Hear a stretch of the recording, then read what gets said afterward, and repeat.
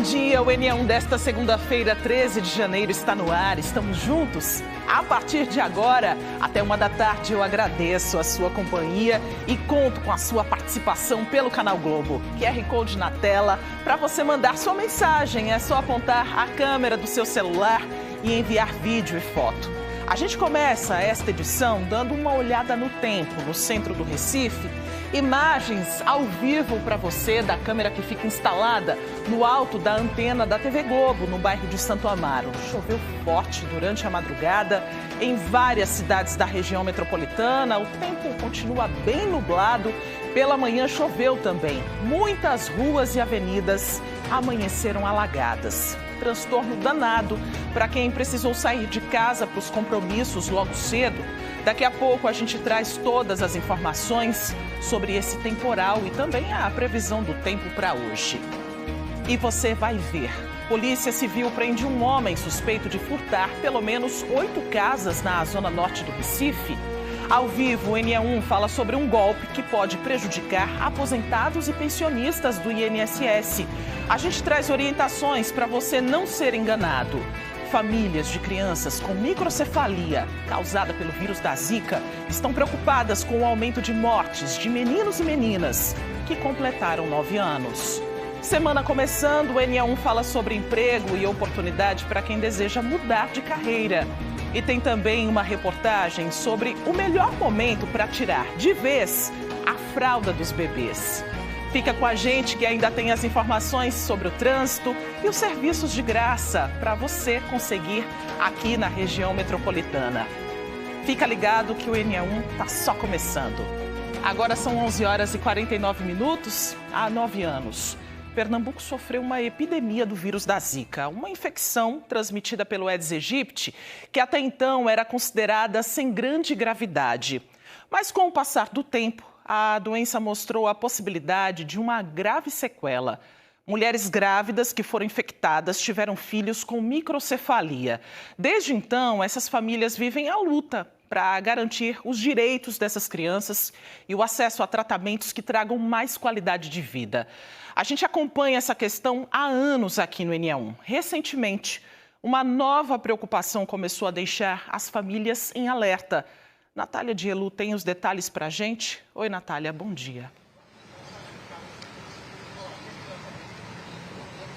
Bom dia, Maristela. Bom dia a todos. É verdade, aqui entre dezembro do ano passado e janeiro deste ano, até agora, pelo menos 4 crianças com a síndrome congênita do Zika vírus que nasceram com microcefalia morreram aqui na região metropolitana do Recife. Essas informações foram repassadas pela Associação União Mães de Anjos, que é uma associação que luta pelos direitos dessas crianças com microcefalia, São mães que acabaram contraindo o Zika vírus durante a gravidez e seus filhos nasceram com microcefalia.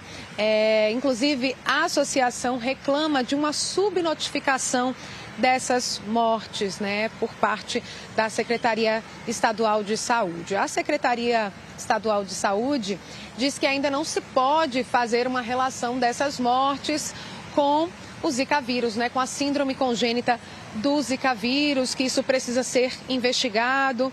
O fato é que a gente sabe que muitas dessas famílias são acompanhadas, por exemplo, no Hospital Oswaldo Cruz, que é referência, inclusive com a doutora Regina Selle, e que é uma síndrome relativamente nova, São 9 anos desde o começo do aparecimento dos primeiros casos, no final de 2015. Então, os pesquisadores, os médicos que se debruçam sobre a pesquisa ainda estão tentando entender o comportamento dessa síndrome que causa essa malformação congênita, a microcefalia. Muitas crianças que têm a microcefalia, também a síndrome congênita do Zika vírus, acabam tendo problemas de mobilidade, problemas cognitivos. Então, muitas mães têm que lutar pela assistência dessas crianças, que é uma assistência que demanda uma atenção especial. Muitas crianças têm complicações respiratórias, problemas com refluxo e precisam de uma assistência, de uma presença mesmo das prefeituras, do Estado e também do governo federal. Então a gente vai mostrar ainda hoje aqui no NA1 a história dessas famílias e a preocupação, né, por conta dessas mortes, Maristela.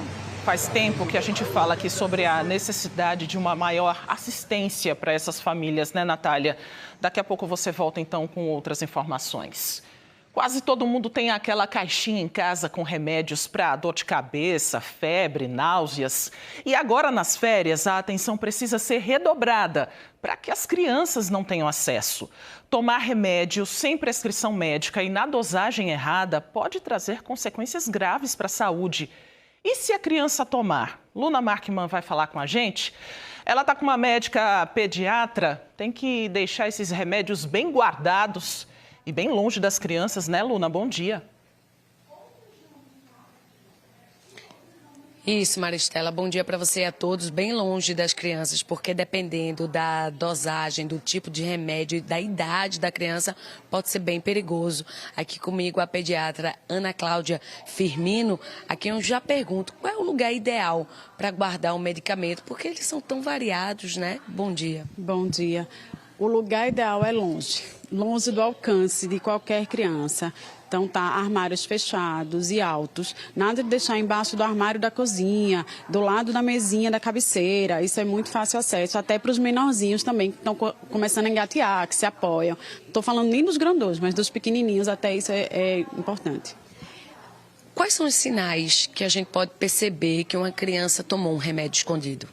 Como você mesmo falou, depende muito da dosagem que foi, da idade da criança e da quantidade de medicação que foi. Mas isso pode variar desde sonolência, né, a criança ficar bem sonolenta, pode variar também por náuseas, vômitos, diarreia e pode, a depender da medicação, pode até evoluir para parada respiratória, né, cardíaca, enfim. Vai depender muito de qual medicação foi, principalmente. Essas variantes também acendem um alerta sobre não medicar por conta própria, porque às vezes a gente adulto já passou por uma situação parecida e dá o mesmo remédio que a gente tomou, né? Isso, não, jamais. Medicar por conta própria, não. É importante que cada consulta que você vá com seu filho, você tenha um receituário de medicações básicas de febre, de dor, até da diarreia, né? Baseada no peso dessa criança, né? E algumas crianças são alérgicas, algumas crianças têm, né, alguma atopia, alguma medicação específica que já tem relato. Então, é importante que você tenha em casa um receituário a cada 6 meses, a cada 2 meses, a depender da idade da criança, atualizado do peso da criança, principalmente. Esse receituário seria o quê? Os medicamentos básicos de acordo com o peso da criança? Isso. Na consulta com o pediatra, que é pesado, medido, tudo isso, então tem uma receitinha básica de remédio de alergia, de remédio de febre, remédio de dor, né? Então você tem uma receitinha para o seu bebê, bem específico, ou para a sua criança, com o peso dele, com a especificidade dele. Você falou do termo atopia, que significa alergia, correto? Tem como saber se a minha criança tem alergia a algum remédio antes de tomar esse remédio? Não, não tem. Algumas crianças podem dar alguns sinais de atopia, de alergias, né? E em algum exame que você for fazer para alguma coisa específica, né? Exames de pele, aí pode tentar ir em busca dessas medicações, mas antes normalmente não. Só para a gente finalizar, quando a gente vai ali no Google, a gente vê muito a pergunta infecção de estômago, né? Qual remédio para a criança? Tem alguma coisa que os pais podem fazer ou já leva direto para o pediatra? A gente tem várias sazonalidades de infecções gastrointestinais, de diarreia e vômito, que é o que está mais associado. Então, em caso de diarreia, apenas a diarreia, a gente tem que hidratar essa criança. Então, é oferecer líquido, tá? Na hora que essa criança começa a ter vômitos associados, então a gente tem uma dificuldade maior para isso. Então, a gente não consegue que essa criança faça a ingestão do líquido.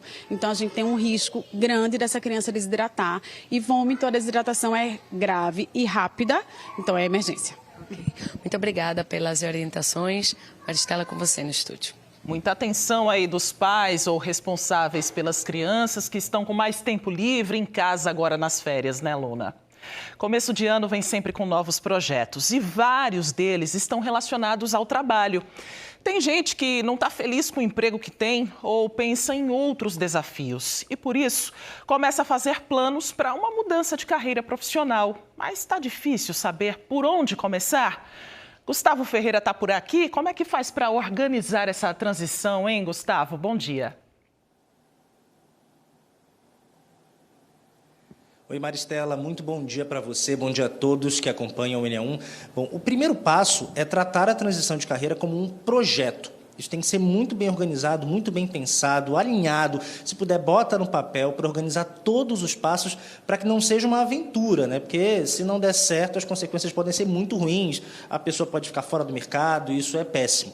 Quem vai trazer mais dicas para a gente sobre esse assunto, sobre transição de carreira, é Dani Maciel, que está aqui ao meu lado. Ela é estrategista de pessoas, né, e presidente da Associação Brasileira de Recursos Humanos aqui em Pernambuco. Ela estava me contando que ela passou pela transição de carreira também, depois dos 30 anos. Dani, bom dia, bem-vinda ao NE1. Primeiro, conta um pouquinho dessa sua experiência. Como foi que você se organizou para mudar de uma área para outra totalmente diferente? Bom dia, boa tarde, na verdade. Maristela, um abraço a todos. Então, eu acho que quando eu decidi, né, que eu queria mudar de carreira, principalmente era de uma área para outra. Então, esse projeto ele precisava ser muito bem planejado e preparado. Então, contei com o apoio, né, na época de um coach, para poder a gente ter um ritmo, a gente ter um tempo certo, né, ter indicadores para esse planejamento dar certo. Você mudou da geografia para a gestão de pessoas, né? Geografia e geologia para a gestão de pessoas. Na época, não existia um curso de recursos humanos.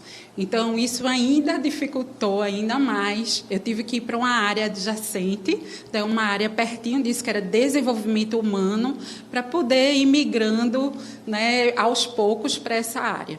O que eu considero que foi vamos dizer assim, um diferencial bastante importante para mim, foi a dedicação, o compromisso. Então, eu fazia durante o dia minhas atividades como geóloga, como professora, né, na universidade, e à noite eu fazia todo o meu trabalho de desenvolvimento humano. Então, eu tive que acelerar muito para poder entrar no mercado. É importante você contar esse seu relato, porque aí muita gente já ouve e guarda essas dicas, né? Você já começou falando de dedicação. Agora tem que ter muito conhecimento também, né? É trabalhar como um projeto. O que as pessoas precisam ter em mente na hora de mudar de uma carreira para outra, independente da idade, que isso é importante também. Isso, porque, olha, a idade, naquele tempo, era um paradigma, dizer assim, nossa, você vai recomeçar nos 30 anos, como é que pode? Gente, a gente pode recomeçar em qualquer idade, 30, 40, é mais difícil, é mais difícil. O que é que a gente precisa ter? Um estudo, um conhecimento muito maior dessa área que a gente vai fazer a transição. Como é que eu posso acelerar isso? Cursos rápidos de capacitação, cursos de pós-graduação. Eu posso também participar de um grupo, isso me fez como voluntária de uma associação de recursos humanos, me ajudou muito a acelerar, porque eu estava o tempo todo em contato com esse conhecimento, em contato com pessoas que virão aliadas suas para essa transição. Isso é importante, né? A partir do seu relato, acho que muita gente agora já sabe um pouquinho de quais caminhos seguir, né, nesse momento de transição de carreira, que é muito importante, independentemente da idade. Não importa se você é jovem, se você passou dos 30, dos 40, dá tempo se você tiver dedicação, né, Dani? Obrigado pela sua participação, pela sua entrevista. Daqui a pouco, Maristela, eu vou voltar para falar sobre uma área, já que a gente está falando de mercado de trabalho, que é uma das mais buscada, está sendo muito buscada, né, para quem quer começar no mercado, para quem também quer fazer transição de carreira, que é a tecnologia. Me chama que eu volto. Uma boa área para investir, né, Gustavo? Daqui a pouco você volta, então, com outras informações para a gente. Obrigada por enquanto. E saiu o resultado do Enem 2024. As notas foram divulgadas hoje pela manhã no site do INEP. E você pode acessar pelo enem.inep.gov.br/participante. De acordo com relatos dos candidatos, o site está apresentando instabilidade por causa da quantidade de acessos. Para conferir as notas, é preciso usar o login gov.br com o CPF e senha do candidato. Os chamados treineiros, alunos que ainda não concluíram o ensino médio e fizeram a prova apenas para testar os conhecimentos, devem ter suas notas divulgadas em até 60 dias. As provas foram aplicadas nos dias 3 e 10 de novembro do ano passado. O Enem é a principal porta de entrada para o ensino superior no país e também é aceito em dezenas de instituições internacionais. Na próxima sexta-feira, começa o SISU, Sistema de Seleção Unificada. É o programa do Ministério da Educação que seleciona estudantes para universidades públicas e que utiliza as notas do Enem como forma de classificação.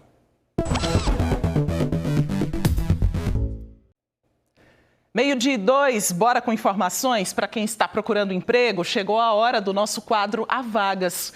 Um espaço para ajudar você a encontrar uma oportunidade de trabalho. Então já fica ligado para dizer também para aquele amigo, aquele parente, sabe, vizinho que está tentando uma vaga.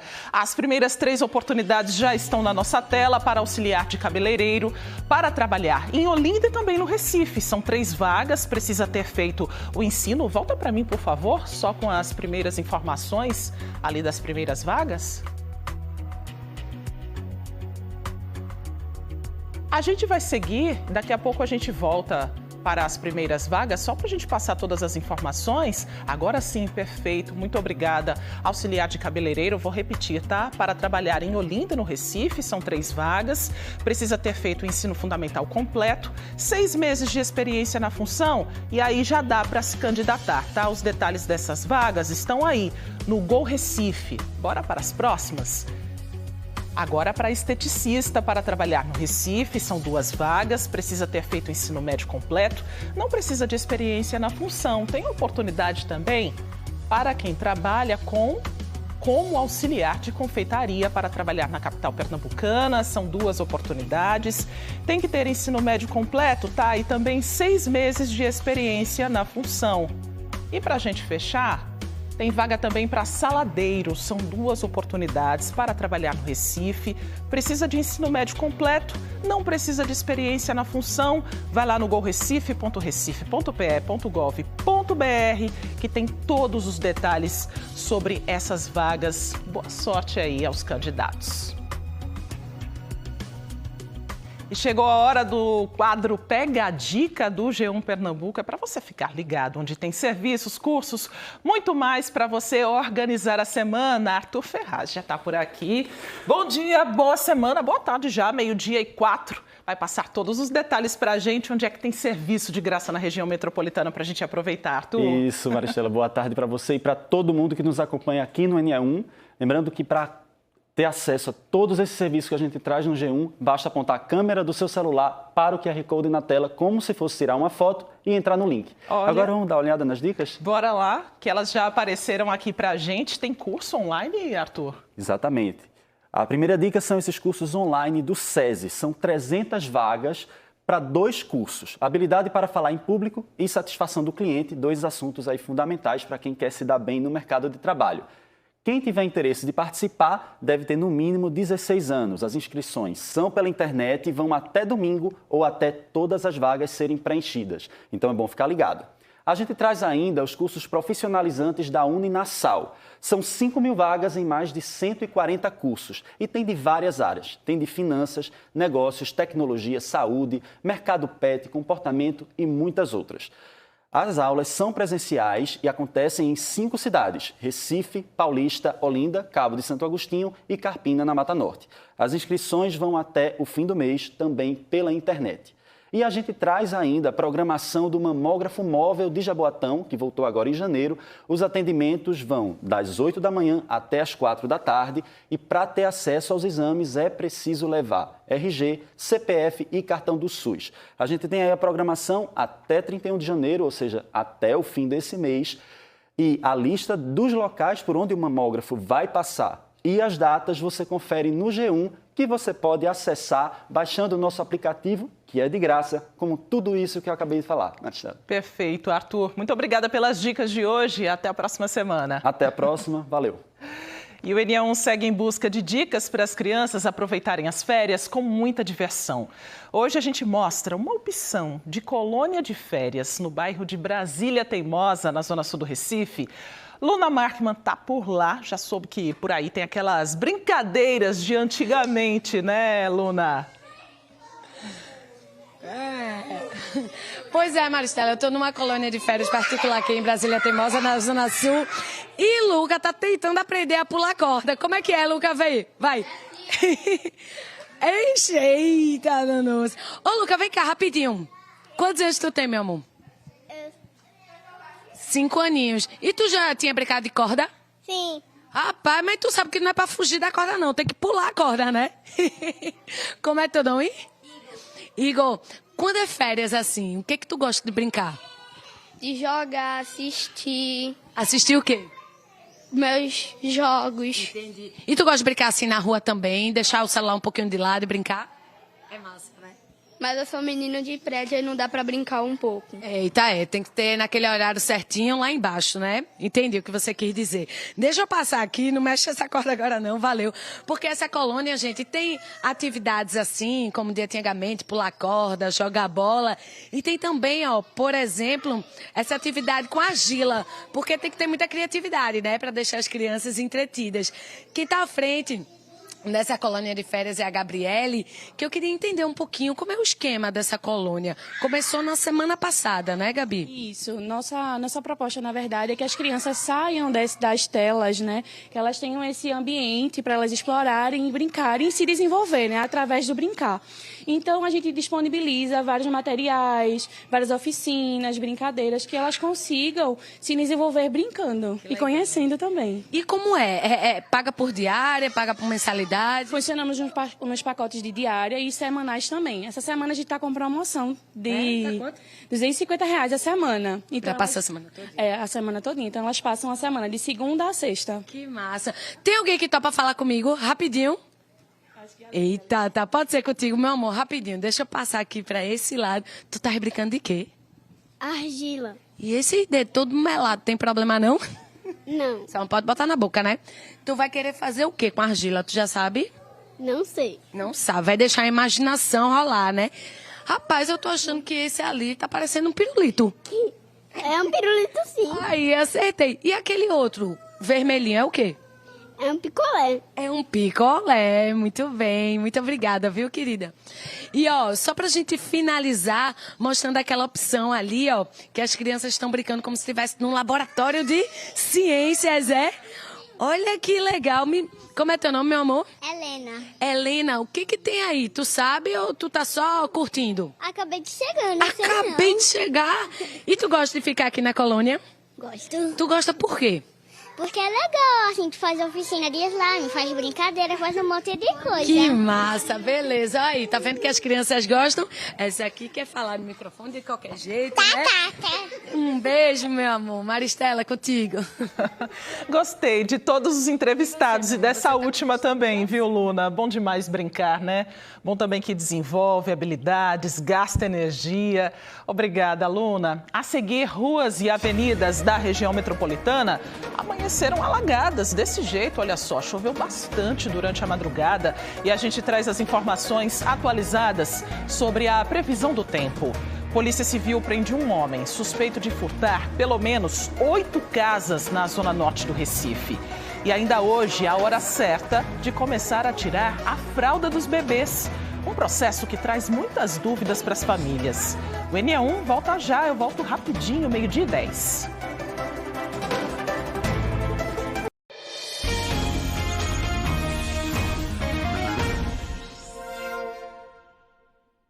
NE1 de volta. A semana começou com muita chuva na região metropolitana do Recife. Quem precisou sair de casa logo cedo teve que enfrentar ruas e calçadas alagadas. E o trânsito bem complicado em alguns locais. Na Rua Imperial, bairro de São José, no centro do Recife, a água dificultou a passagem dos carros. Motoristas tiveram que ter paciência para seguir no trecho antes do pontilhão. O cinegrafista Otton Veiga registrou essa quantidade toda de lixo bem no meio da Rua da Aurora, esquina com a Rua Araripina. A sujeira foi arrastada pela chuva. Parte da rua ainda estava alagada no começo da manhã. Na Avenida Cruz Cabugá, mais alagamentos. O repórter cinematográfico Bruno Lafayette registrou o momento em que essa mulher teve que se arriscar e passar pela calçada cheia de água. Pelo Canal Globo, nós recebemos imagens de como ficou a Conde da Boa Vista durante a madrugada, completamente alagada. Os ônibus passavam com dificuldade. Teve motorista de carro pequeno que enfrentou o aguaceiro. Pela manhã, no começo da Conde da Boa Vista, ainda tinha alagamentos. Quem ia para a Avenida Agamenon Magalhães contou apenas com uma das faixas sem água. Também pelo Canal Globo, nós recebemos este vídeo que mostra como ficou a Avenida Abdias de Carvalho, no bairro dos Torrões. Muita água de um canto ao outro. Motoristas tiveram que diminuir a velocidade para passar. O alagamento deixou o trânsito da avenida travado, no sentido BR-232. Na Mascarenha de Moraes, encontramos pelo menos 5 pontos de alagamento, que dificultaram a vida dos motoristas pela manhã. 3 deles no sentido aeroporto do Recife. Este trecho foi registrado pelo repórter cinematográfico Beto Marques, bem na entrada da GM Lifavre, no IPCEP. Motoristas precisaram fazer fila única para evitar as partes mais alagadas da avenida. Vocês pegaram água em algum lugar? Pegaram trânsito? Espinheiro. Aqui, abençoado? Não, tudo no esporte. No esporte ali? Tudo no esporte, até água também. Água? Onde mais? Espinheiro, alagado, muita chuva a noite toda. Foi? Tivesse dificuldade? Sim. Um morador da Vila do SESI do Ibura mandou este vídeo pra gente mostrando a situação da rua dele. Olha, choveu um pouquinho, já era. Aqui na Vila do SESI, no Ibura aqui, ó. Tá ali o vizinho ali com a vassoura afastando os lixos, né? É um absurdo. Em Olinda, a Avenida Presidente Kennedy, uma das principais da cidade, foi tomada pela água. Alguns carros precisaram ser rebocados. Essas imagens foram feitas pelo repórter cinematográfico Elvis Lopes, que passou por lá com a Globomoto. Nós também recebemos este vídeo que mostra como ficou a Rua Goiás, no bairro de Jardim Brasil. Pouquinho de chuva aqui dentro do Jardim Brasil, olha como tá. A prefeitura diz que limpou as canaletas. Isso aqui é só na Rua Goiás. Este morador registrou a água entrando na porta de casa. Também recebemos vídeos do bairro de Peixinhos com bastante água. Situação da rua do Casinho.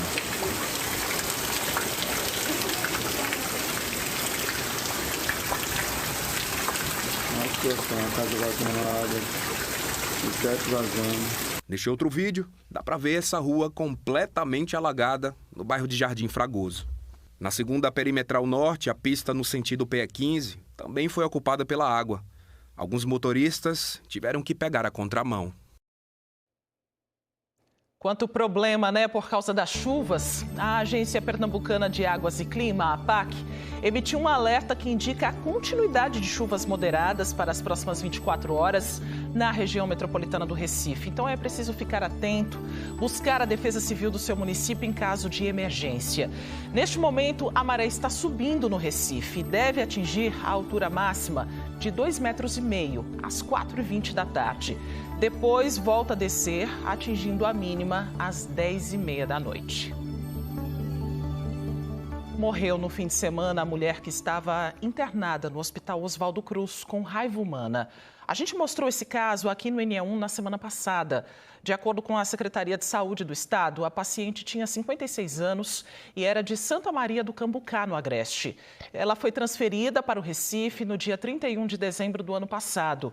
O Hospital Oswaldo Cruz é referência no tratamento de doenças infecto-contagiosas, como a raiva. Ainda de acordo com informações da Secretaria de Saúde, a mulher foi mordida por um sagui na mão esquerda em novembro do ano passado, perto do polo de confecções. De acordo com a direção da Vigilância Ambiental do Estado, ela passou mal e procurou atendimento e teria sido orientada a voltar para tomar o soro e as doses de vacina antirrábica, mas não teria retornado. O quadro se agravou e ela precisou ser internada, mas não resistiu à infecção e morreu. Há 8 anos, o Estado não registrava caso de raiva humana. A Polícia Civil está investigando uma chacina que deixou 7 homens mortos no bairro de Nova Descoberta, zona norte do Recife. Uma das hipóteses apontadas pela polícia é de que as mortes podem ter ligação com o tráfico de drogas na região. O crime aconteceu aqui na rua Alto do Reservatório, no bairro de Nova Descoberta. Os corpos de 7 homens foram encontrados neste beco. um no interior de uma residência e 6 na área externa.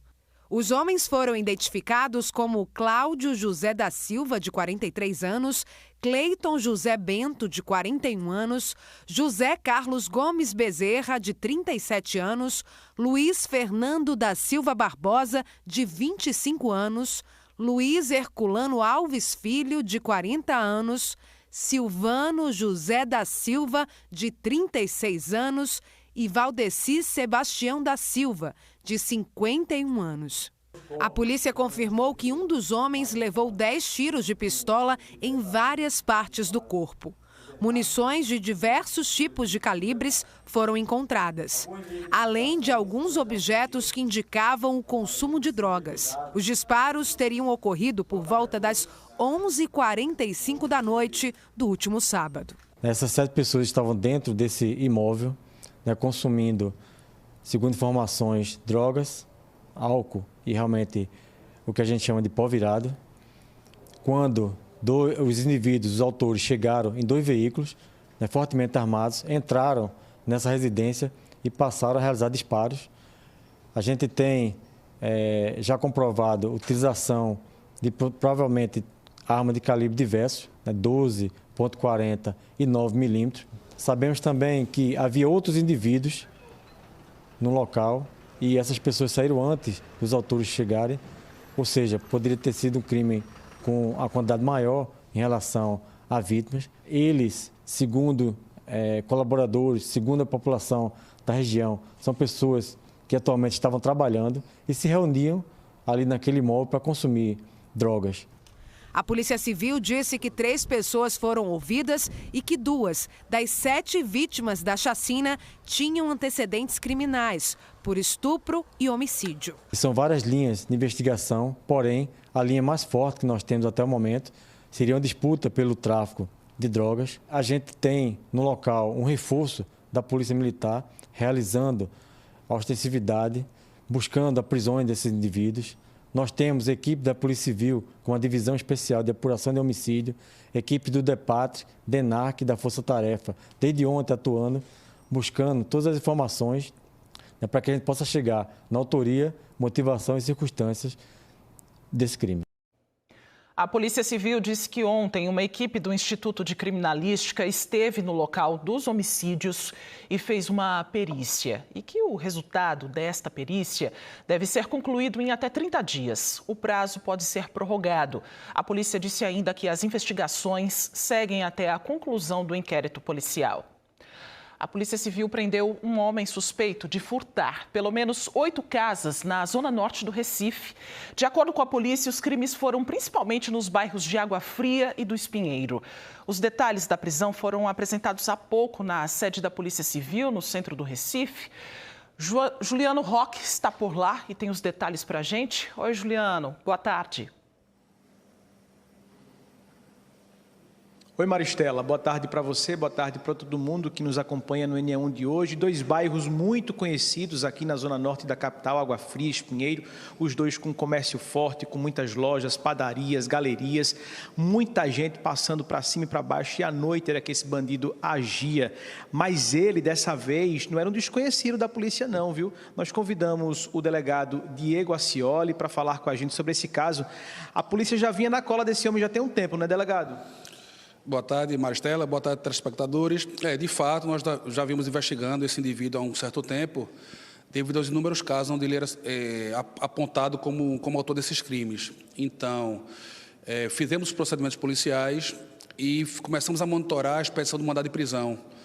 Então, em meados de dezembro, houve uma decisão judicial no sentido de efetuar a sua prisão, porém o mandado foi expedido na última quinta-feira. Então, com a expedição desse mandado na quinta-feira, nós, na sexta-feira, em diligências realizadas aqui no centro da cidade, especificamente na rua 7 de setembro, nós conseguimos efetuar a prisão desse indivíduo, que é autor de vários crimes contra o patrimônio. Delegado, quem é esse homem? Ele tem casa, endereço fixo, qual a idade dele?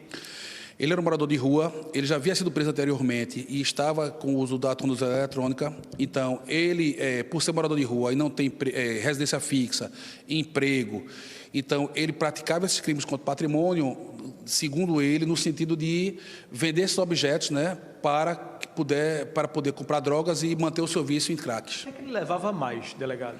Na verdade, não existia um objeto específico, então era uma oportunidade. E a partir do momento que ele adentrava no imóvel, ou comercial ou residencial, qualquer objeto de valor que pudesse ser trocado, ele subtraía e, no final, vendia por um valor até muitas vezes irrisório, com a finalidade de comprar crack. Existe ou existia algum alvo específico dele? Eram empresas, eram casas? Ele agia onde?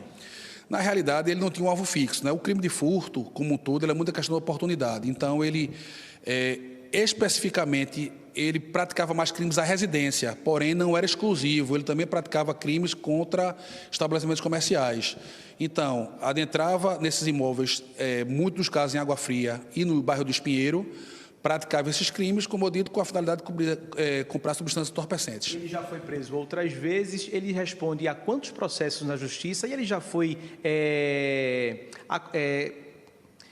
condenado em algum dos processos? Já foi. Ao todo, são 10 procedimentos. Desses 10, 12 ele já foi condenado. E agora ele estava sob algum benefício judicial, podia responder em liberdade, mas com a expedição desse mandado de prisão preventiva, ele foi preso e irá responder todos esses processos preso no cotel. Delegado, muito obrigado pela entrevista. Dessa vez foi preso, né, e vai responder na justiça por mais um, agora por roubo qualificado, é isso? Furto qualificado. Furto qualificado. Maristela. Obrigada, Juliano, pelas informações. O União de hoje está falando sobre os cuidados especiais com as crianças com microcefalia. Natália Dielu está com esse assunto, a gente volta a conversar com ela agora, porque a rotina é muito difícil, exige muita dedicação, uma angústia muito grande dessas famílias que, muitas vezes, não têm assistência, né, Natália?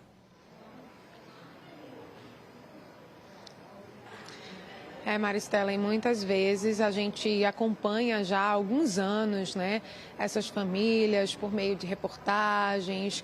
Eles estão sempre se comunicando com a gente e a realidade é muito dura mesmo. Essas crianças precisam de assistência e muitas vezes não conseguem, né, nas prefeituras, também na rede do Estado e, no geral, elas precisam de materiais que são caros, são sondas, alimentações especiais, fraldas, terapias, né, fisioterapia especialmente. Muitas crianças têm dificuldades de mobilidade e elas não conseguem acessar essa assistência, né, por parte do poder público. A gente vai mostrar agora um pouco da história de Daniel, que é uma dessas crianças que nasceu com a síndrome congênita do Zika vírus e vive uma realidade muito difícil que demanda muita luta da mãe dele. Vamos acompanhar. Jaqueline é mãe de Daniel. O menino de 9 anos nasceu com microcefalia devido à síndrome congênita do Zika vírus. Ele não anda e se alimenta por sonda. O filho mais velho, João Pedro, de 12 anos, ajuda a mãe nos cuidados com o irmão. Muita gente diz assim, é uma luta, né? Não, cuidar dos nossos filhos não é uma luta. A luta é contra o sistema que não dá o tratamento devido aos meninos. São crianças com 9 anos de idade que não têm uma terapia ocupacional, são crianças com problema respiratório gravíssimo, mas não tem uma terapeuta respiratória. Na falta de uma cama hospitalar, Daniel dorme assim, com vários travesseiros e almofadas para evitar refluxos ou complicações na respiração. A mãe teve que improvisar pela falta de recursos para acolher melhor o filho. A gente não dorme, a gente fica vigiando, a gente fica olhando para ver se está dormindo, se está respirando, faz o mínimo possível para poder não deixar ele sentir dor, porque assim a gente não sabe. Então assim a gente vive um futuro incerto. A Secretaria de Saúde do Estado informou que, ao todo, já foram notificados 3.135 casos da síndrome congênita do Zika vírus em Pernambuco. E que, de agosto de 2015 a dezembro de 2024, 471 casos foram confirmados. De acordo com a Associação União Mães de Anjos, que luta pelos direitos de crianças com microcefalia, entre dezembro do ano passado e janeiro deste ano, pelo menos 4 crianças com a síndrome congênita do Zika vírus morreram aqui na região metropolitana do Recife. Segundo a associação, o registro de mortes ainda é subnotificado no estado. Muito mais da metade de todas as mortes que ocorreram das crianças com Zika não deveria ter acontecido se tivesse assistência adequada. Terapia, tratamento, consultas, exame, tudo é muito moroso, tudo é muito demorado, tudo é muito custoso, sabe? Então, uma terapia uma vez a cada 15 dias, 30 minutos. Eu não sei de onde tiraram que 30 minutos a cada 15 dias faz uma criança com deficiência progredir. Em nota, a Secretaria Estadual de Saúde disse que está ciente da ocorrência dos óbitos citados, porém salienta que essas mortes precisam passar por investigação epidemiológica para determinar se foram em decorrência da síndrome congênita do Zika vírus. O Estado disse ainda que cada óbito deve ser discutido individualmente, pois pode haver casos em que a causa do falecimento seja provocada por outra motivação que não a síndrome. A pediatra e infectologista Regina Selle, que pesquisa a síndrome e acompanha as crianças desde o início da epidemia de Zika no estado, diz que ainda é difícil identificar algumas consequências da infecção. Eu fiquei bem surpresa com esses 3 óbitos que ocorreram, mas assim, o que a gente pode talvez pensar é que é uma síndrome nova, relativamente nova. Nós só temos 9 anos. De doença, de surgimento. Então, assim, me parece que a cada ano surgem novas complicações para algumas crianças. A médica explica que algumas complicações são comuns nas crianças com microcefalia. Tem as infecções respiratórias de repetição, tem o refluxo, o problema de quadril, a puberdade precoce. Então, assim, apresenta várias alterações ao longo desse acompanhamento. A microcefalia é uma malformação congênita que ocorre quando o cérebro não se desenvolve de forma adequada. A alteração causada pela síndrome congênita do Zika vírus pode causar problemas de saúde, como convulsões, atrasos no desenvolvimento, dificuldades motoras e de equilíbrio. Em Pernambuco, os primeiros casos foram detectados em outubro de 2015, quando também foi atestada a relação entre o vírus da Zika e a microcefalia. Desde então, as mães dos filhos acometidos pela síndrome têm lutado por reparação por parte do poder público e o Estado brasileiro. Recentemente, o governo federal editou uma medida provisória para indenizar em R$60 mil as famílias de crianças com microcefalia causada pelo vírus da Zika. Porém, vetou um projeto de lei que previa uma pensão vitalícia, o que gerou críticas e frustração de muitas famílias. Tudo isso é muito inferior ao que a gente realmente precisa. E esse projeto de lei realmente iria trazer dias melhores, condições melhores para os nossos filhos. Porque a gente precisa lembrar que o Zika foi uma epidemia, tá? Uma calamidade pública. Então, tudo isso é culpa do Estado brasileiro. Município, Estado, União precisa ser responsabilizado enquanto a isso. E a gente vai continuar lutando para que esse veto seja derrubado no Congresso ainda em fevereiro, para aí sim a gente poder dizer que as mães, que a luta de uma mãe nunca será em vão.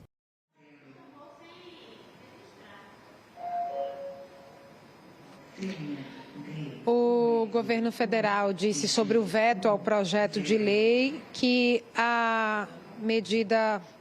Sobre o veto ao projeto de lei, o governo federal disse que a aprovada contraria o interesse público e que os ministérios envolvidos, Fazenda, Planejamento e Orçamento, Desenvolvimento e Assistência Social, Previdência Social e Direitos Humanos, bem como a Advocacia Geral da União, concordam com a decisão.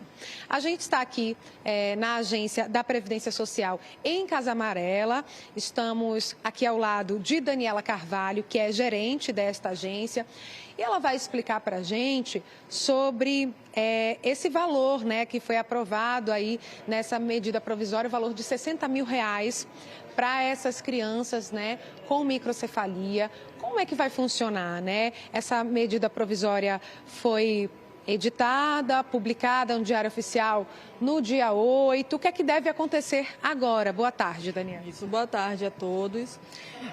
A medida provisória, ela cria um apoio financeiro às pessoas nascidas entre 1º de janeiro de 2015 até 31 de dezembro de 2024 com a deficiência decorrente da contaminação da sua genitora né, durante a gestação com o vírus Zika. E como é que é? Esse pagamento já vai ser feito? O que é que falta? Ainda tem que ser aprovado no Congresso? Como é que funciona? Pronto. As pessoas devem fazer o requerimento perante o INSS, que ainda aguarda critérios que serão definidos em atos conjunto entre o Ministério da Saúde, o Ministério da Previdência Social e o INSS, mas que obrigatoriamente deverá ser comprovada a deficiência e a relação entre a síndrome, né, e a contaminação da mãe, da genitora durante a gestação. Está definida como vai ser essa comprovação? A partir de que tipo de documentação? Pronto, justamente, a gente aguarda ainda esse ato que prevê os critérios da forma como será analisada, tá certo? Como será reconhecido esse direito ao recebimento desse apoio financeiro. E essas mães, né, sobretudo as mães que são as que cuidam, né, dessas crianças, na maioria, elas vão poder solicitar, fazer essa solicitação de que forma? Existe já uma perspectiva? Onde é que elas vão ter que procurar? Vão ter que vir presencialmente? Não precisa vir presencialmente. O INSS hoje disponibiliza uma plataforma, né, de serviços através do aplicativo Meu INSS ou site ou através da Central 135. Tá certo. Então tem que aguardar esse período. Muito obrigada, viu, Daniela? Boa tarde para você. Maristela. E a gente sempre vai trazendo todas as atualizações aqui, né, Natália? Famílias com bebês sempre passam pelo momento de saber qual a melhor hora para tirar de vez a fralda. O abandono gradual da fralda acontece de maneira natural, mas é preciso que as mães, os pais ou pessoas que cuidam das crianças orientem sobre o uso do banheiro. Hoje vamos conhecer a história do Thier, de 2 anos, e da mãe dele, a Natália. Juntos, eles estão passando por essa fase da infância com carinho e paciência. Palco montado, hora do show. Thier gosta de música e é fã do maestro Spock. E imita direitinho, tocando sax e vestindo colete e chapéu típicos do artista. Faz 2 anos e 10 meses que Thier dita o ritmo da casa. E agora a família está vivenciando a fase do desfraude, o abandono gradual do uso da fralda. Um processo que começou naturalmente. Aqui em casa não acredita nessa ideia de que é o adulto que diz o dia que a criança vai tirar a fralda porque é mais conveniente. A gente, de fato, observa o nosso filho, né? Olha o que Thier sinaliza e aí a gente vai entendendo o que ele está pedindo, né? E a gente foi percebendo que ele dizia, quero fazer xixi, quero fazer cocô. E aí a gente foi ajudando ele, né, a encontrar esse caminho novo. A leitura de um livro em que o personagem é um ratinho que usa penico foi uma das estratégias usadas para lidar com o assunto de maneira mais leve com Thier. Ele tinha feito xixi na fralda ou no penico? Penico. Entendi. E Thier tem penico? Tem. Inicialmente foi com livrinho, né? Contar história, trazer algo bem lúdico, dizer também quando a gente ia ao banheiro, né? Eu vou fazer xixi, eu vou fazer cocô, tornar isso algo bem natural. E aí depois a gente começou a fazer movimentos mais direcionados, comprar um assento, um pinico, que não fez muito sucesso aqui em casa. E aí isso é uma coisa também, eu tenho amigas que usaram pinico e usam até hoje, mas Thier realmente foi para o vaso, então um adaptador para o vaso. No caso dele, que é menino, aqueles mictórios de parede. A cada dia, Thier mostra mais segurança no uso do vaso sanitário. Só que Natália ainda prefere colocar fralda durante o soninho da noite. Hoje em dia ele sai sem fralda, né? Ele pede para fazer xixi, enfim, as necessidades dele. Ele transita sem fralda, mas não foi assim sempre. A gente fazia deslocamentos com fralda, né? Pensando no conforto dele. Quando ele faz viagens mais longas, a gente ainda coloca a fralda, né? Pensando que talvez a gente não encontre que um banheiro tão facilmente. Mas a gente também vem percebendo que às vezes a fralda aparece vazia. E quando ele acorda, ele pede para ir ao banheiro fazer xixi.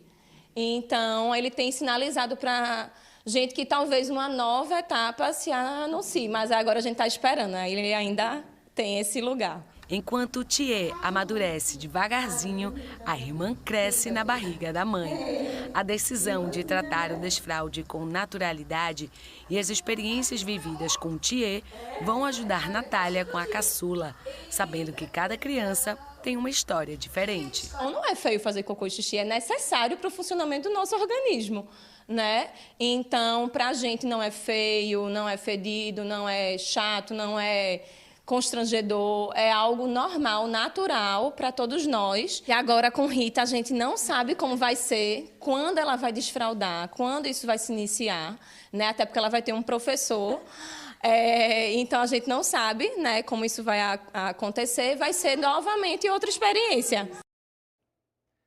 As crianças dão sinais de que começou o momento do desfraude e de que vão começar a usar o banheiro. Mas quais sinais são esses, hein? Luna Markman está com uma médica que vai explicar e orientar as famílias sobre essa fase da vida dos bebês, né, Luna?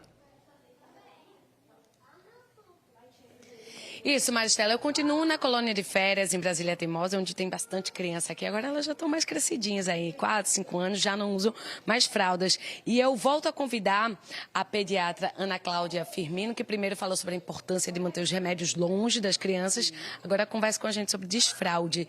Que sinais as crianças dão? A gente viu que Thier está começando a avisar que quer fazer xixi, que quer fazer cocô. Quais são os outros sinais? Boa tarde novamente, né? O desfraude é um assunto muito conturbado para os pais, porque na verdade é uma grande expectativa. Os sinais de prontidão a criança tem que mostrar para a gente. Então, essa criança, ela consegue tirar o short sozinha, ela se mostra incomodada porque a fraldinha está suja, está com xixi, está com cocô, já quer tirar. Ela consegue comunicar, ela conhece o vocabulário, xixi, cocô, quero, dar, ela consegue falar frases, né? Precisa se comunicar para isso. E uma coisa muito importante, ela tem interesse. Ela tem interesse em copiar o pai, a mãe, ir no banheiro junto com eles, conhecer aquele ambiente. São alguns dos sinais de prontidão assim mais fáceis de acesso. A gente falou dessas crianças, né, aqui que tem 4, 5 anos. Existe uma idade ideal para começar o desfraude ou vai ser alguma coisa natural da criança? Existem normalmente a partir dos 2 anos, a gente pode esperar que essa criança dê alguns sinais de prontidão, mas não é a idade o ponto principal. O ponto principal são todos os outros fatores associados, porque o desfraude ele não é uma coisa física apenas, ela é psicológica, tem que ter o contexto, tem que ter tudo que está envolvido para que isso aconteça de forma natural. E como faz para estimular? A gente viu, por exemplo, a Natália dizendo que ela avisa para o filho, olha, eu estou indo no banheiro fazer xixi. É uma estratégia boa? Ah, com certeza. Os menorzinhos, principalmente, você pode começar simplesmente mostrando o ambiente, né? Então, aquela criança que você já nota quando está num cantinho, já faz aquele rostinho avermelhadinho, que vai fazer cocô, tá mostrando pra gente, filho, vem cá, vamos colocar esse cocô lá no banheiro, jogar ele fora. Então, você leva essa criança ao banheiro, já tira aquela fralda no banheiro, faz a limpeza lá, bota o cocô no vaso, tudo isso com a criança junto, dá a descarga, porque às vezes o som da descarga, ele acaba assustando crianças menores. Então, dá o som da descarga e troca aquela criança lá. Lembrando sempre, tem que fazer a higiene, tá? Que isso esteja na rotina e a lavagem das mãos, principalmente. Eu queria falar sobre um mito que, inclusive, a Érica... Vem cá, Érica. Érica trabalha como auxiliar aqui e é mãe de Claurinha. Você disse que ouviu de pessoas dando uma dica, mas que você não quis seguir. Qual foi, Érica? A dica de a gente adaptar eles durante a madrugada, tirar a fraldinha para acordar e levar para o banheiro. Aí eu não fiz com a minha maior. Isso. Então você não quis acordar sua filha para isso, né? Não. A mais velha, porque Clarinha ainda vai começar, né? Ela já está mostrando algum sinal? Tá começando a querer arrancar a fraldinha, a olhar, pedir para ir no banheiro.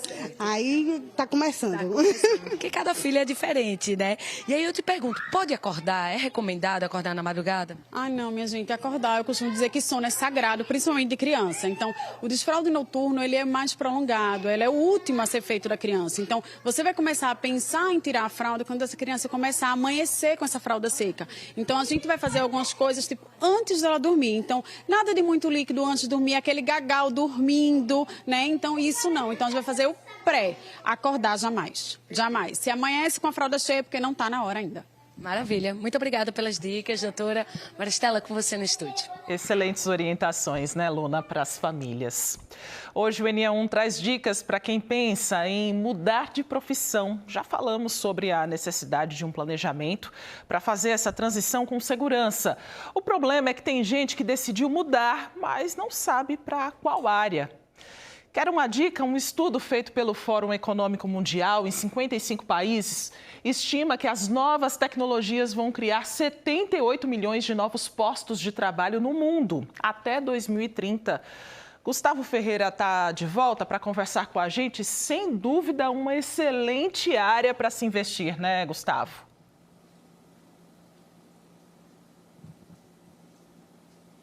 É o caminho para muita gente, viu, Maristela? Boa tarde para você, boa tarde mais uma vez a quem está acompanhando o NE1. Estou aqui ao vivo em uma empresa de análise e governança de dados, uma empresa de tecnologia que fica aqui na Madalena. Tem algumas pessoas trabalhando aqui, ao todo são 15 profissionais. 15 pessoas trabalham aqui com análise de dados, governança também. Mas aqui tem alguns. Hoje de home office, tá, Maristela? Eles vieram só para gravar com a gente. Mas a gente estava conversando sobre oportunidades, né? E a área da tecnologia, de fato, ela desponta como uma das mais interessantes para quem quer uma vaga no mercado. E sobre isso, sobre essa inserção, eu vou conversar com o Maílson Santos, que é o CTO. O CTO é tipo um diretor de tecnologia da empresa, também é professor de pós-graduação em ciência de dados. Maílson, boa tarde, bem-vindo ao NE1. A gente está falando de oportunidade. E muita gente já começa na tecnologia, né? Principalmente os mais jovens também. Quanto que é interessante esse mercado para quem quer entrar no mercado de trabalho? Boa tarde, Gustavo. Boa tarde, pessoal. Esse mercado é um mercado que está muito quente agora, né? A gente tem os novos avanços da inteligência artificial. Então, é um mercado que está cada vez mais quente. A gente tem vagas de trabalho sendo abertas diariamente, né? A gente tem novos cargos, novas funções começando também nessa área, impulsionada por toda essa nova tecnologia que está emergindo, né? Então, quais áreas dentro da tecnologia são as mais interessantes hoje, de repente? Porque tem áreas de conhecimento que a gente nem sabia que existiam, né? Que surgiram nos últimos anos. Dá alguns exemplos aí. Pronto. Na área de tecnologia, a gente tem diversas áreas, mas eu posso falar um pouco mais da minha área, que é a área de dados. Então, engenharia de dados, o engenheiro de prompt, que também é muito novo, engenheiro de machine learning, né? Toda essa área de aprendizado de máquina, ela está muito quente, né? Então, a gente tem vagas que ficam meses em aberto, porque elas não têm ainda profissionais qualificados, por exemplo, para assumir. Então, é uma boa pedida. A gente falou, né, na nossa primeira entrada aqui no NE1 sobre transição de carreira. E você também me contou, antes do ao vivo, que muitas pessoas que vão procurar pós-graduação em ciência de dados são de outras áreas, né, e fazem esse movimento de transição. É interessante, é um caminho que vale a pena para quem quer sair, de repente, de uma outra profissão, de uma outra carreira e migrar para a tecnologia? Com certeza, né? A gente tem muito espaço, né? A tecnologia está muito grande hoje, né? Diversas áreas e assim, a gente já teve profissionais aqui que começaram vindo do direito, vindo de diversas áreas, né? E assim, não só de áreas correlatas, por exemplo, mas dentro da própria tecnologia, né? Você tem pessoas que trabalhavam, por exemplo, com montagem e manutenção de computadores ou redes e acabaram vindo para a área de dados, ou área de desenvolvimento também, né? A gente fala sobre tecnologia, sobre mercado, mas é uma área de constante aprendizado, sempre correndo atrás das novidades. E essa também é uma característica do profissional que quer entrar nesse meio, a curiosidade e sempre estar disposto a aprender coisa nova. Sim, com certeza. O profissional de tecnologia, ele precisa ter essa curiosidade, né? Ele precisa ter um processo lógico também muito funcional, porque tudo meio que funciona baseado através de regras e parâmetros e por aí vai, né? Então, quando a gente fala dessas novas carreiras, o ideal é que você também tenha uma certa aptidão também para essa área. Mas deixa eu ver se eu consigo conversar com alguém aqui, antes da gente encerrar. Muito boa tarde. Qual é o seu nome? Pedro. Pedro, o que te trouxe para a tecnologia? E me diz aí, se tu está feliz com essa tua escolha. Eu sempre estudei um pouco de tecnologia, já gostava de tecnologia antes mesmo de entrar na área, mas acabei sendo incentivado dentro da escola técnica, que eu estudei desenvolvimento, e fui incentivado pelos professores que viram que eu tinha capacidade de continuar na área e acabei entrando na Federal. Então, é um caminho que para você não tem fim, não? Não, de jeito nenhum. Está só começando. Pedro, obrigado, viu? Obrigado, Maílson, também. E bom trabalho para todos vocês, gente. Vocês estão seguindo com a tecnologia. É uma ótima oportunidade para o mercado de trabalho, Maristela. Isso com novos postos de trabalho previstos aí até 2030. Agora, 12h50, os golpistas não dão trégua, viu? Tem sempre uma mensagem chegando por e-mail ou pelo telefone que a gente precisa ficar atento para não ser enganado. Uma delas é essa aqui, olha só, vai aparecer na nossa tela. Os criminosos estão mandando SMS com essa mensagem aqui. Logo para chamar a atenção, a sua atenção que é beneficiário, já aparece Previdência Social.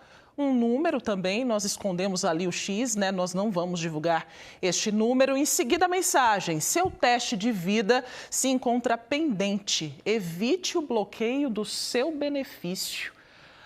Olha aí, essa mensagem que muita gente está recebendo, tá? Aposentado, pensionista do INSS, é bom ficar ligado, porque essa mensagem é um golpe. Natália Dielu volta a falar com a gente para a gente saber se o INSS se comunica com os beneficiários dessa forma, Natália. Como é que a gente identifica se a mensagem é verdadeira ou não?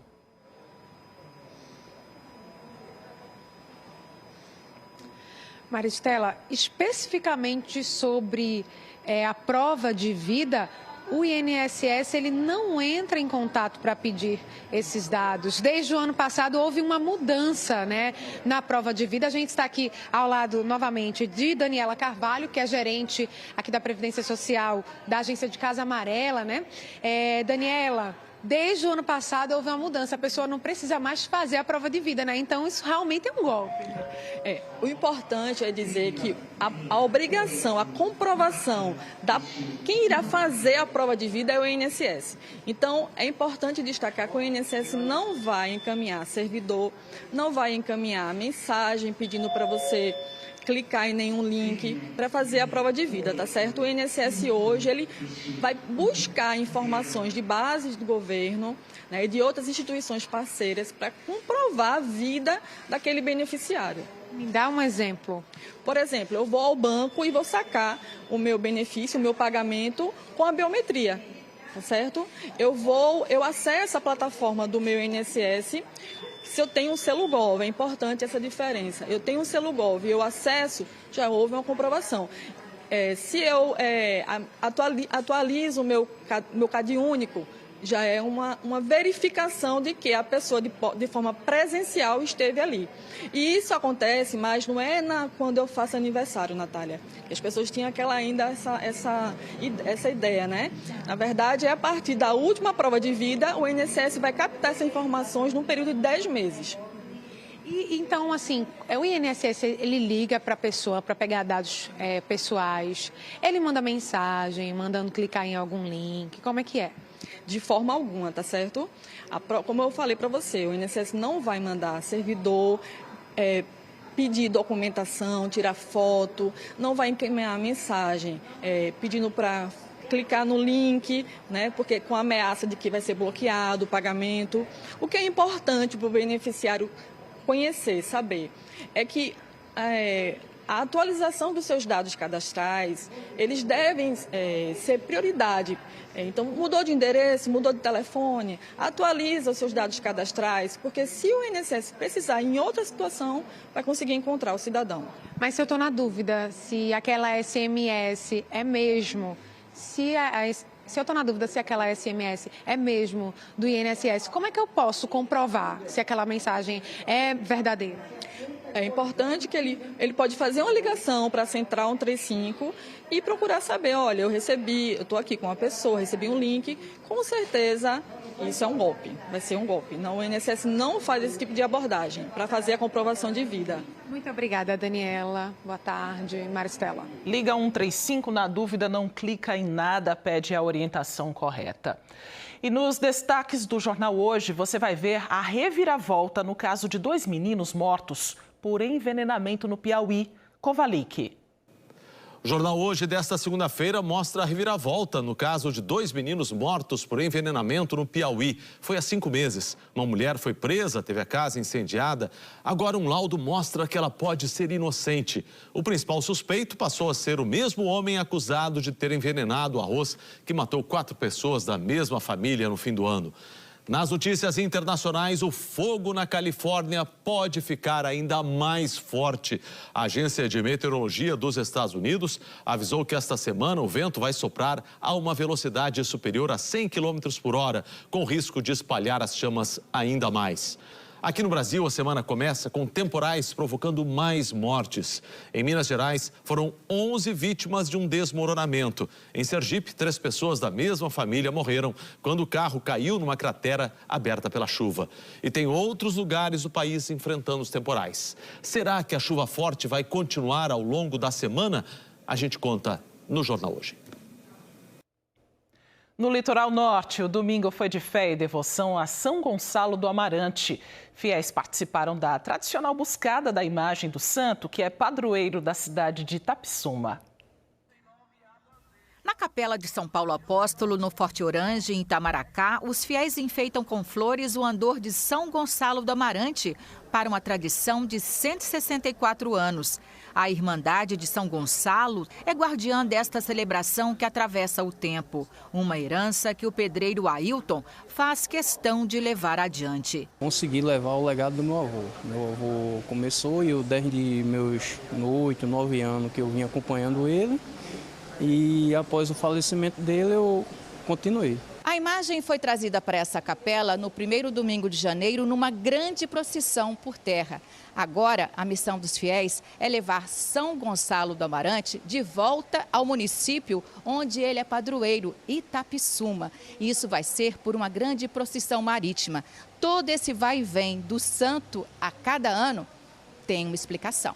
Nós temos essas versões de que o santo foi encontrado na água.